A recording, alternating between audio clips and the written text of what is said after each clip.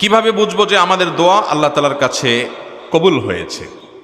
ভাইরা আমার, দোয়া কবুল হয়েছে এরকম নিশ্চিত হওয়ার মতো কোনো সুযোগ বা কোনো উপায় কোরআন এবং হাদিস থেকে জানা যায় না যে হ্যাঁ এ দোয়া কবুল হয়ে গেছে লিখে দেওয়া যায়, নিশ্চিতভাবে বলে দেওয়া যায়। তবে এই সম্পর্কে মুসনাদ আহমদে বর্ণিত আবু সাঈদ খুদরি রাদিয়াল্লাহু তাআলার একটি হাদিস আছে। সেই হাদিসটি আমাদের মাথায় থাকা দরকার। সেটি হলো, নবী করিম সাল্লাল্লাহু আলাইহি সাল্লাম বলেছেন যে বান্দা আল্লাহর কাছে যদি, কোনো মুসলমান যদি আল্লাহর কাছে কোনো দোয়া নিবেদন করে, দোয়া কবুলের অন্যতম প্রধান শর্ত হলো হালাল উপার্জন।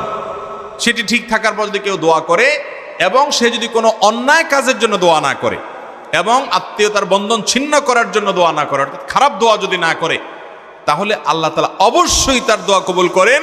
সেটার তিনটা প্রক্রিয়া আছে। এক, সে যা চাইছে আল্লাহ তাআলা সেটাই দিয়ে দিয়েছেন, হয়তো একটু আগে বা পরে। দুই, আল্লাহ তাআলা সে যা চাইছে সেটা দেন নাই, কিন্তু আল্লাহ রাব্বুল আলামিন